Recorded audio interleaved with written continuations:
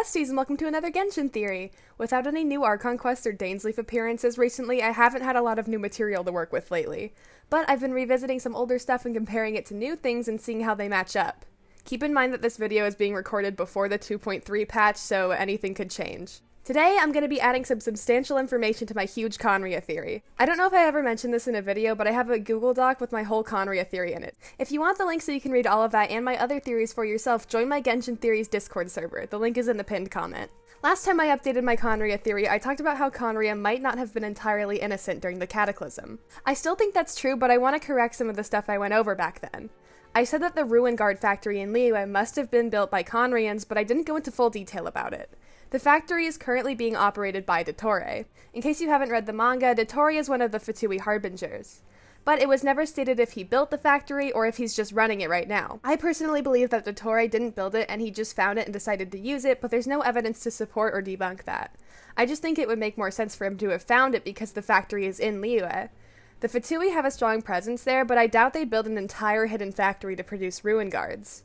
I think it's much more likely that my original theory about it being a secret hideout built by Khaenri'ahns is correct. Now that that's out of the way, let's get into the new stuff. My girlfriend and I are both really into Genshin theories and lore, so she sends me a lot of stuff she finds. She was looking around the Nameless Island when she clipped through the floor and underneath the island. Here's the video she sent me.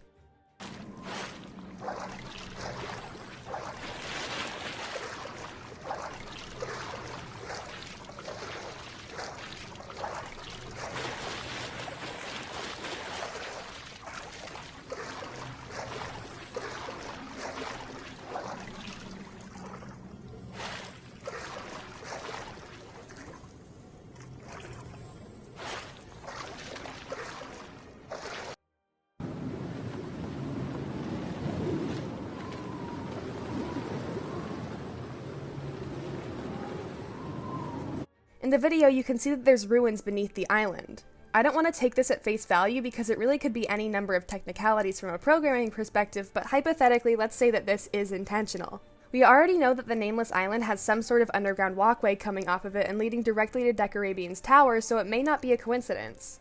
In some of my older theories, I hypothesized that Khaenri'ahns have hidden underground tunnels all throughout Teyvat. The Nameless Island would be an interesting and fitting place for those tunnels to seemingly start. It's detached from the rest of the map because it's unmarked just like Khaenri'ah, and it has a clear connection to the God of Time.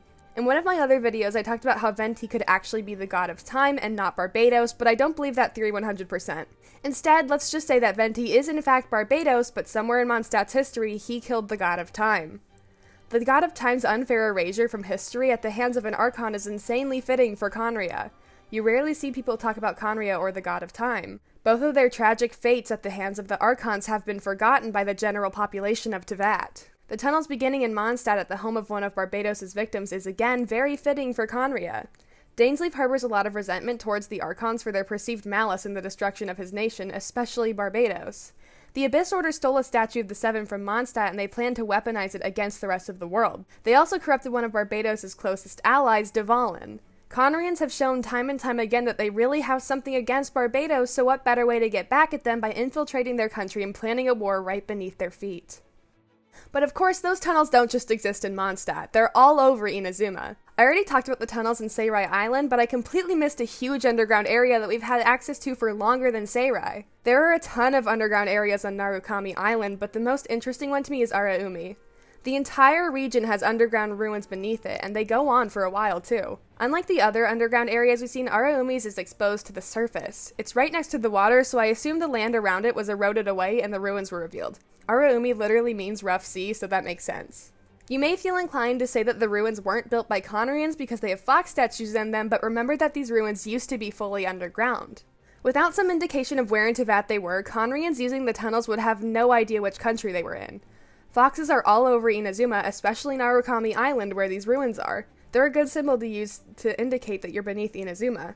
Besides, I feel safe saying that these tunnels were built by Khaenri'ahns because they lead directly to the Perpetual Mechanical Array, which is just a big Ruin Guard boss. We know that Araumi's underground tunnels were ruined by external natural forces, but what about Tsurumi Island? There's a long underground passageway from Shirikoro Peak to Shirai Shrine. In Shirikoro Peak, you have to drain the water to reveal the entrance to the tunnels. Like Araumi, that water could have eroded the mountain around it, and it revealed the passageway once the water was gone. To be honest, I'm not sure if these tunnels come from Khaenri'ahns. Surumi Island is very similar to Khaenri'ah, but so is Salvindagnir, and we know that neither of them are literally Khaenri'ah. Surumi Island's deity, the Thunderbird, was responsible for the island's destruction and the extinction of its people. Before I get into any of that, I want to talk about the Thunderbird as a character.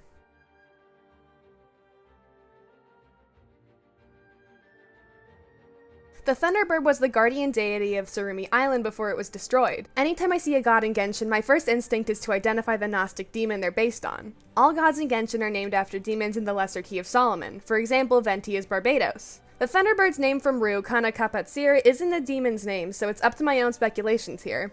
I think that the Thunderbird is based on the demon Cameo. Cameo is almost always depicted as a bird and gives humans an understanding of birds and the sea. Cameo's name is derived from Cain, another biblical figure. Cain is the first murderer in the Bible.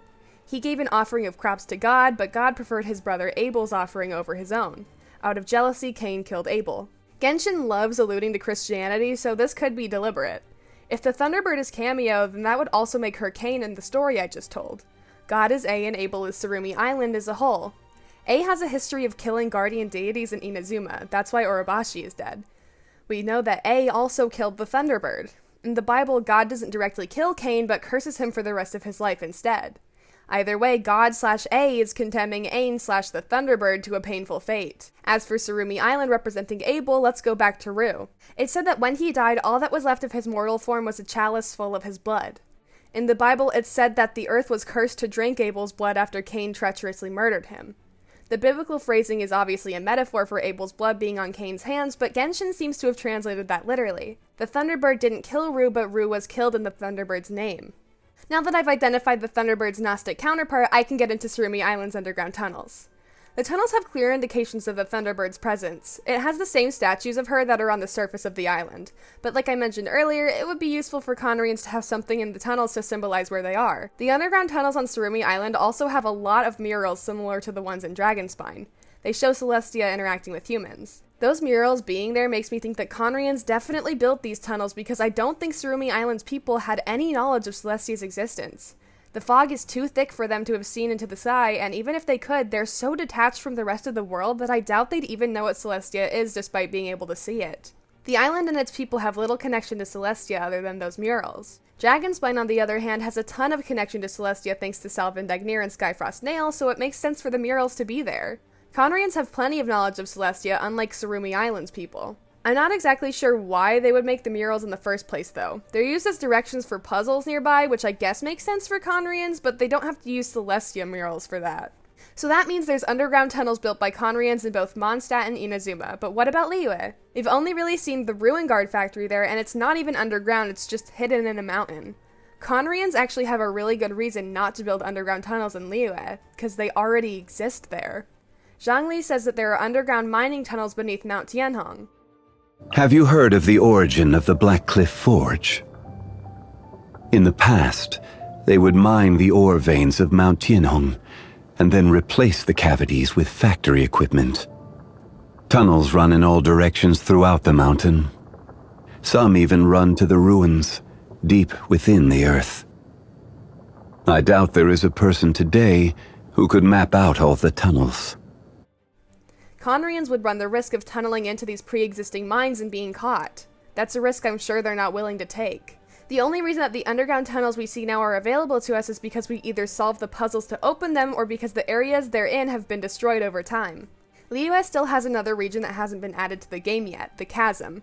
The Chasm is a huge mining facility northwest of Liyue Harbor, but it's been closed for a long time due to a series of mysterious accidents. I assume the Chasm is exactly what its name says, so that means we're going to get a lot of underground stuff there. I'm sure that there will be a lot of mining tunnels, but I doubt we'll get to see any more exposed Khaenri'ahn passageways. The Chasm has existed for much longer than Khaenri'ah has. It was formed 6,000 years ago when a meteorite fell onto Earth. That meteorite is heavily implied to have later become Zhongli, and since we know that Zhongli is the oldest god, there's no way Khaenri'ah existed before the Chasm did. The portal above Spiral Abyss has always confused me. I never knew what to do with it for a theory, and I still really don't. We know that the Abyss element has the power to teleport people, and this is no exception. There's another portal like that on Jinren Island that takes you to the Perpetual Mechanical Array, but it takes you underground, not to an important gameplay mechanic in Lore Goldmine. I have no doubt in my mind that there's an underground tunnel leading to Spiral Abyss. I was looking at the map and trying to figure out where it would lead to or come from, and I decided on Decorabian's Tower since it's the best logical next step. When you draw a straight line from Spiral Abyss to Decorabian's Tower, the line passes directly through the statue of Barbados in the middle of Mondstadt. That can't be a coincidence, it's too perfect for it to be. We know that the Abyss Order has a connection to Decorabian's Tower because the first field tiller is there, and they have a connection to Spiral Abyss because the portal is there and made of the same Abyss element that we see Abyss enemies use. Not to mention Spiral Abyss and the Abyss Order are both related to the overarching Abyss. That would mean that there's an underground passageway directly beneath the entire city of Mondstadt. There's little we know for sure about Khaenri'ah. We know that 500 years ago it was destroyed by the celestial gods and the corrupted survivors of the cataclysm formed the Abyss Order. Khaenri'ah is described as a nation hidden away in the dark. Whether that means it's underground or out of the celestial gods' jurisdiction is up for debate, but I think it's the former. The Abyss is many things, an organization, an element, and a location. The location is described as an area both beneath and beyond Teyvat. Beneath is the literal location of the Abyss, which I feel safe calling Khaenri'ah at this point. Beyond is the figurative location. It's out of the celestial god's sight, therefore it's beyond their power. Khaenri'ah's relation to the underground Abyss is no coincidence. I'm actually recording this video the day before I fly to another state, so the time this is uploaded, I'll be away from home and not playing Genshin much. It kinda sucks that I'll be busy when the new update comes out because I can't wait to see what's up with Albedo. I'm starting to think that the Albedo we saw in the trailer isn't the real Albedo because it would be super easy for him to be cloned since he's not human, and the trailer Albedo was left-handed and ours is right-handed. I'm not going to make a whole video about that because the update is probably already out by the time this is uploaded, but it's fun to think about. Good luck to everyone polling for Albedo and Eula. I have Eula and she's an amazing physical DPS, like I seriously would not be able to get through Spiral Abyss without her, so I hope everyone who wants her gets her. Thank you so much for watching and I'll see you next time. Bye besties!